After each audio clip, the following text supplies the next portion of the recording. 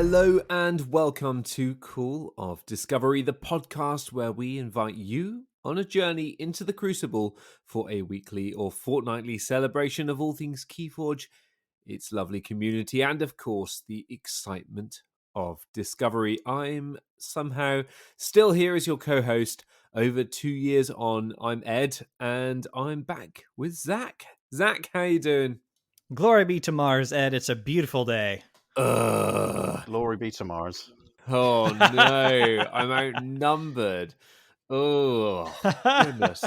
I didn't realize you were both little green men, but clearly it all makes sense. I'm going to go and join D House on the Wild Wormhole podcast, where he maybe talks some sense about Mars. But no, today we are joined once again by Mike. You might know him better from the Keyforge Reddit as Soho Jin. Hi Mike, how you doing? Hello, I'm doing brilliant. Thanks for having me. And you're going to talk about a deck today, aren't you? Without Mars in it, I believe. No Mars. No, I've just had a Mars close free? look, and it does have Mars in it. Oh, it does. Yeah. I've just had another look. Oh, Yeah, sorry, Ed. We had to lie to you about that just to get you to record the episode. It was a necessary evil, I'm afraid. I think I might have to take a shower after this episode if it's all going to be Mars orientated. I don't know how I feel about this. Well, Mike, what is the name of the deck you've brought today, and what excites you about it? Why did you choose to come and talk with us about it? So the name of the deck is Lossaber, Parker, the Mighty, and Spiky. And aside from having a very, very cool sounding name, it's also a very, very funky deck. So as we've mentioned before, it does have Mars in it. It also has Brobnar and Shadows. And this is a deck for me that is not necessarily the kind of deck that I would have chosen if you were to give me the Keyforge cards and make a deck, almost as if it's kind of a parallel to how Keyforge impressed me in the first place.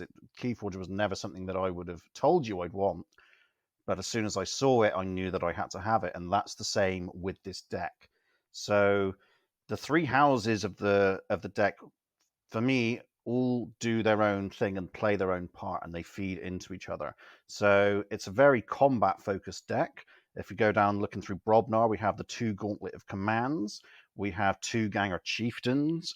We have Groke, which has a good fight effect, and Phoenix Heart and Iron Obelisk. So this is a deck that wants to do a lot of fighting, take a lot of things off the board, and have position.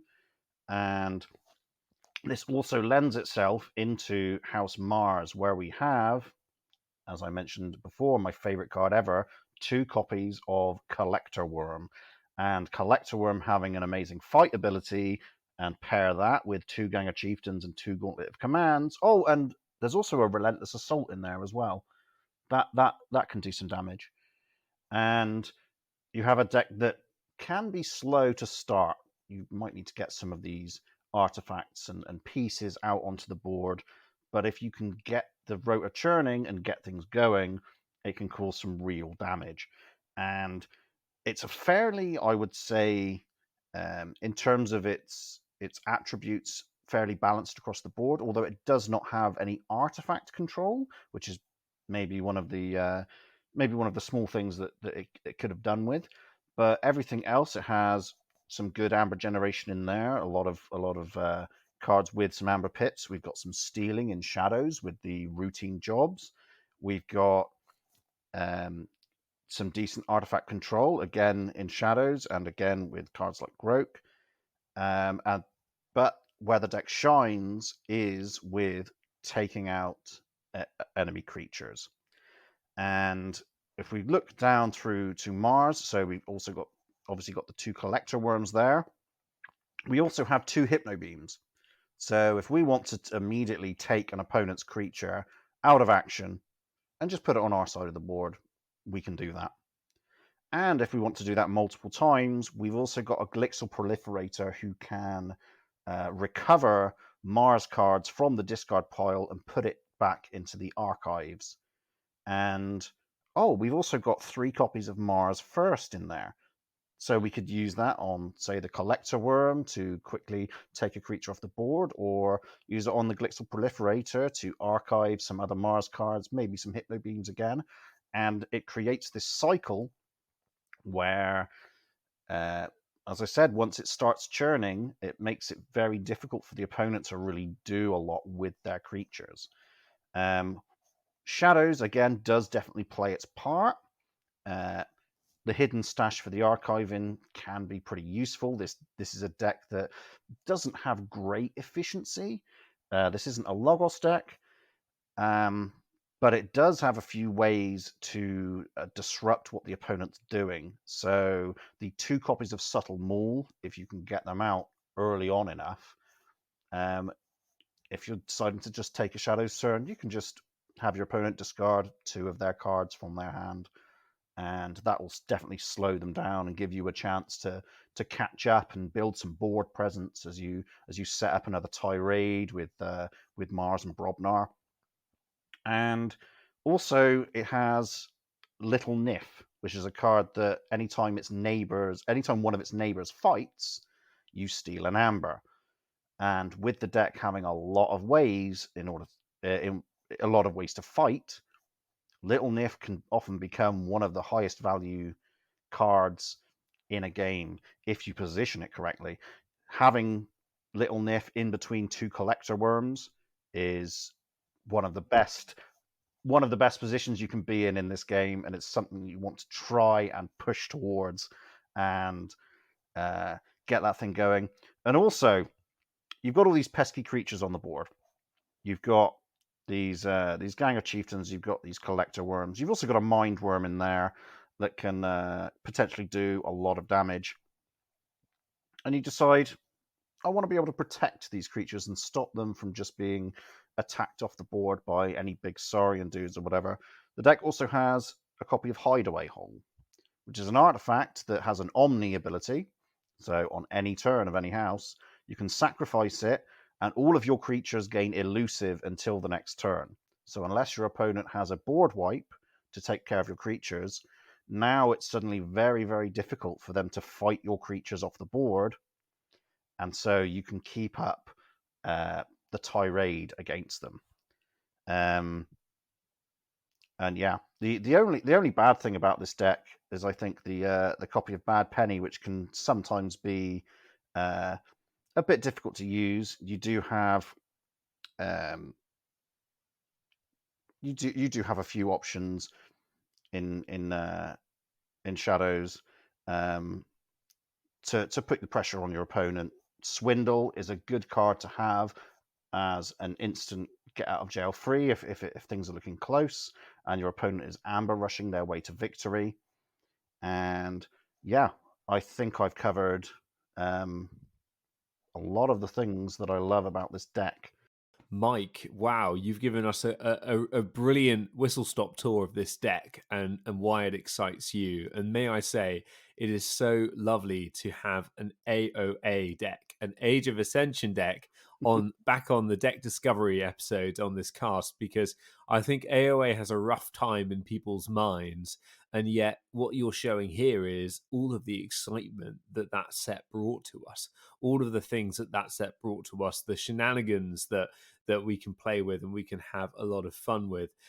Now, obviously, I'm a little bit upset about the presence of House Mars in this deck, but I will also admit that one of the things that I dislike about Mars is the fact that Mars often plays with Mars, and I think that was particularly the case in Kota, whereas here we've got some really fun cards. Obviously, we spoke about Collector Worm in the previous episode, but Hypno Beam is such a fantastic swing of a card. And it's just a really, really exciting deck. A really exciting deck. It's also a deck, I think, that when future sets come out, I mean, fingers crossed Mars come in a future set. I know Ed might not agree, but that could then allow for more interesting scenarios with future Mars cards that might have weird abilities that will change the way this deck plays. And having 2 Hypno Beams and 3 copies of Mars first, if we start seeing Mars making a big comeback and a lot of people playing Mars, then this deck might get another lease of life on it. Oh, true. True. Yeah.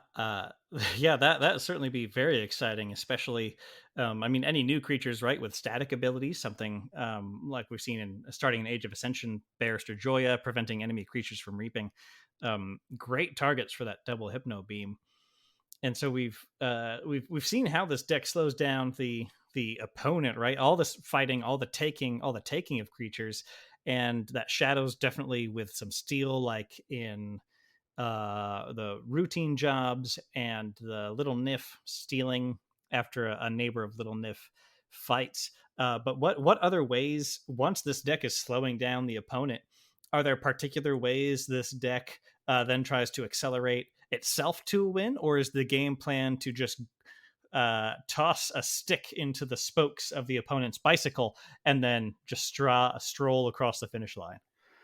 Um, I think that kind of does sum up how the deck is, in my opinion, meant to be played. It's meant to, it's meant to get that. It's kind of a deck that's waving a stick, and it's trying to throw the stick into the bicycle spokes, and they might ride away, but then you try it enough times, and that uh, your aim flies true, and you stop them in their tracks, and then it's quite difficult to get going again as you throw more sticks in their direction. It's in terms of getting itself going. I think it can be quite a fast deck depending on what card draw you have. It's a deck that I feel that depending on what houses you have primarily in your opening hands and subsequent turns, can often very well change how you are going to play the deck. So if you're starting off with a lot of Brobnar cards, you're wanting to get things out onto the board, get your artifacts, get your creatures sort of set up ready to fight.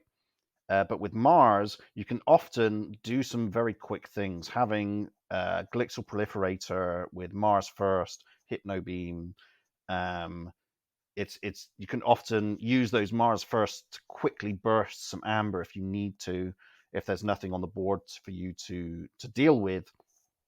And yeah, same with shadows. You can normally just get a few things set out. Use your routine jobs to quickly just gain some leverage on the amber front. And yeah, I think that shows. Yeah. Now, was this, Mike, a deck you found in the wild, or did you spot this on the secondary market and just know you had to have it? No, this was a deck that I found in the wild. I haven't purchased any decks from the, I guess you call it the storefront or anything like that. I've not bought any secondhand decks. Yeah. This was one of the first AOA decks I ever had. I think that when I first bought AOA, I picked up I think it was only 5 decks, I think, and this was in that 5. And obviously I bought more decks over time, and this is a deck that I think I just keep wanting to come back to, that I think it can play quite differently against different deck archetypes. I think it covers quite a lot of ground. I think it can be quite an active deck in that it's got a win condition that it's trying to enact, but it can also be quite reactive. It's got a few things that it can do to kind of just halt the opponent and then build itself back up and deal with what they can throw at it. Awesome. And Mike, may I ask, what is if you had to pick one play experience from this deck that is the most memorable for you, what would that be? I think it's a one particular game where my opponent played an experimental therapy on one of their creatures. I believe it was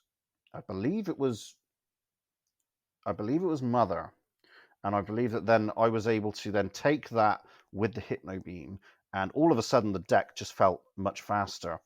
And I built up kind of this battle line of all these different creatures. I had Collector Worm next to Little Nif. I had a Brobnar creature on the other side, and kind of got myself into this board state where it didn't matter. They could have as many control the weeks as they wanted, and it wouldn't have made a difference.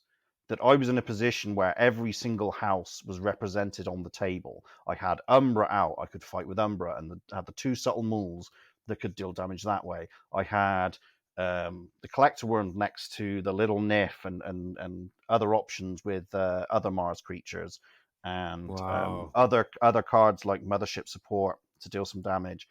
For Brobnar, well, I have the Gauntlet of Commands. I can attack with these creatures, and it kind of reached this board state where I looked at my opponent's deck list, and I thought they can't actually do anything.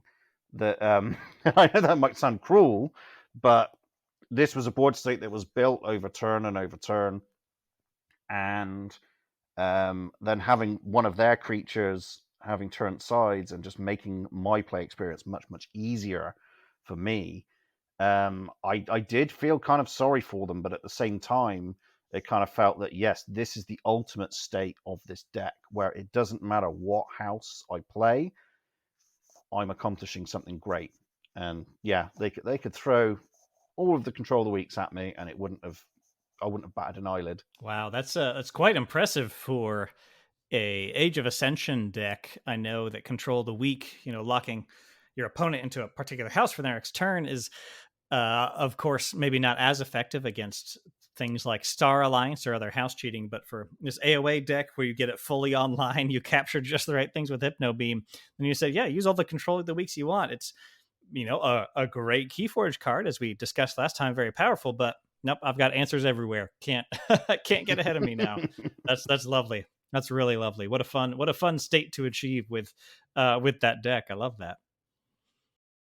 Oh, I think I had a bat drone of theirs as well. That's what it was. Yeah, and I could use my Gauntlet of Commands to attack with that. Yeah, I'd forgotten about that one, but now I remember. And once I'd taken that, they were just like, yeah, what am I supposed to do? Well, it's only AOA. It's a weak set. There's no good card. The decks in there. Mars is the weakest house of AOA. You can't. Oh yeah, all the houses in all the games. Yeah. Agreed. And I think this deck as well. A lot of people, I've seen comments of people saying that people only think Mars is good because of Martian Generosity. And yet, I have 2 Martian Generosity decks, and they are nowhere near as good as this. And sure, it's and so for my money, I'm just thinking, no, Mars can still do a lot in AOA, but I guess obviously everyone has their own experiences and such. But this for me is definitely a deck that probably is one of the main reasons I do like the little green men and would like to see them return. sure. So that I can Hypno Beam some more creatures and use all of the things at my disposal. Yeah, I will at least admit there are some cracking Mars cards in here, and Hypnotic Command as well, another cracking Mars card that I will also admit to. But I'm not rolling back my dislike of Mars, but I'm just saying that there are exceptions to it, and it is a well-rounded dislike. Yeah. But no, Mike, to hear you talk about this deck makes me want to get out there and play more. And to roll back and play a bit more AOA again and see what it feels like with all the sets that we've had to date. But are there any cards that you wish you had in this deck? I mean, obviously you've got the Hypno Beam, so you can nick them from your opponent. But are there any cards that you wish you had in this deck that would just give it that extra edge from any of the sets or from any of the houses, even? I mean, you did mention Hypnotic Command, and that would have been a great card to maybe exchange for a copy of Mars first. But I don't think that would have been my first port of call. I think the Bad Penny in the deck could really have been replaced with virtually anything. I'm not a huge fan of Bad Penny, and in this deck, it doesn't really do a whole lot. So I guess just changing Bad Penny to any other common, maybe another Umbra, because then you've got another double of creatures with good fight abilities. Yeah, I think that. Or maybe hang on, I've not really thought about this. Maybe I'm forgetting the name of the card This is really good. I obviously love Keyforge. Describe it, and you might get 10 full points. It's the card. You play it, and if you have more amber than your opponent, you draw a card and they discard a card. Am I remembering the right thing? Perplexing Sophistry. Is that from AOA? I believe it is. That is, yes, I believe you're right. Perplexing Sophistry. That would have been good. To have that on top of the Subtle Mauls, they're discarding another card. That's 3. Fantastic name for a card, that one. It really is. Yeah.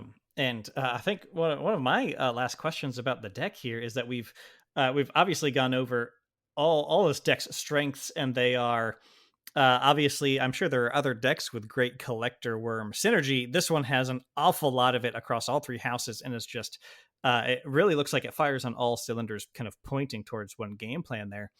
And you mentioned there are some difficult matchups because it can be slow to get going. What kinds of decks, or what cards in particular, really give this deck a hard time? Number 1, this deck's kryptonite is barehanded. Oh, wow. That's a card that as soon as I see someone playing Brobnar, I'm immediately looking for that card on their deck list, because I'm thinking I will have to change everything that I do. And it doesn't make the matchup impossible, but I then need to think, do I really want to play 2 Gauntlet of Commands? Do I really want to play both Subtle Mauls and my Hideaway Hold and my Screech Bomb? It's a lot of things there that barehanded suddenly has this massive threat against this deck because it is quite artifact heavy. But I'm quite, I guess, thankful that a lot of other artifact controls don't do a huge amount against this deck. Having 1 or 2 artifacts destroyed doesn't destroy the deck's abilities, but barehanded is definitely a big one. And I think also decks that have a lot of great board wipe opportunities as well. Because this, So for those who and I've just learned that this barehanded is in 3 sets. I've just learned. So if you're not familiar with this Brobnar rare, it gives you an Amber Pip, and it's an action card that simply says put each artifact on top of its owner's deck. So what happens there, right, is like you said, the artifact destruction, you've got redundancy. So maybe you don't care about a couple of them being blown up. But if you get this mix of houses in that deck, your deck has 7 artifacts. So if all of a sudden you have 7 artifacts from multiple different houses all mixed up on top of your deck, that's going to slow you down for several turns and turn off a lot of your deck's like strong abilities there. Wow, that's fascinating. That is fascinating. But on the flip side, you could have a Maverick Oath of Poverty in this deck, which is the fantastic rare Sanctum action card, which kind of gives you an Amber Pip and says destroy each of your artifacts, gain 2 for each artifact destroyed this way. I have to admit, I have a fantastic AOA deck with this in it and tons of artifacts, and it is my and it have a way of reliably archiving, so I can just pull it out at the end of the game and be like, I get 10 amber, see you later. It's fantastic fun. If we just want to throw Mavericks into there, I'll have a deck with a Maverick Legacy Gromid and Exile. We'll just put that in there. It's possible. Don't say never. It's not probable, but it is possible. It'd probably be the most degenerate deck you could ever play in your life. Oh my gosh. Maverick Legacy Gromid with an Exile would be, that would be just silliness. Absolute silliness. On par with the Triple Science Officer Morpheus Restoring Guntus Legacy deck. My goodness. But silliness is what we love on this podcast, of course. And we very much welcome it. Well, thanks again, Mike, for coming on, and I do hope that you've inspired our listeners to go back and rummage through their Age of Ascension decks and have a good look and see if there's anything that they too can get excited about, and I'm sure there is. Mike, where can people find you if they haven't already? The easiest would probably be on Reddit. I do spend a fair amount of time on the Keyforge subreddit. Or just look for search for Keyforge on the Hobby Drama subreddit there. And yeah, if you want to let me know anything, hopefully it's good things. But yeah, if you want to chat, talk about Keyforge, got any interesting ideas, or if you like the things I've said, then yeah, just you can find me there. Wonderful. Well, thank you again, Mike, for coming on today. We loved talking about great cards last week, listener. I hope you got to dig through that one with us, and then diving into a deck with multiple of Mike's favorite card, Collector Worm, and then just this deck that everything points to it and just sings with a lovely game plan there, which is just so Keyforge to find and enjoy and dive into a deck like that. And dear listener, if you are enjoying Call of Discovery, please make sure you're subscribed on your podcast app of choice. That'll help you see new episodes as soon as they're released. And if you're new to Keyforge, please make sure you're visiting that new player guide on Arcana. We've got that linked below in the show notes, and that's going to help you get started on your own unique journey into this wonderful game.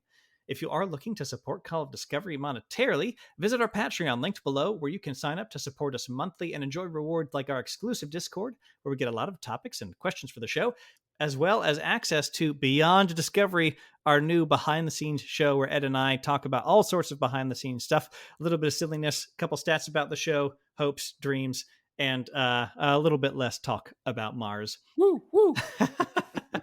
Let us know what you'd like to see more or less of in future shows by interacting with us across all of social media on Twitter, Instagram, and Facebook, or send us a plain old email at podcast@callofdiscovery.com.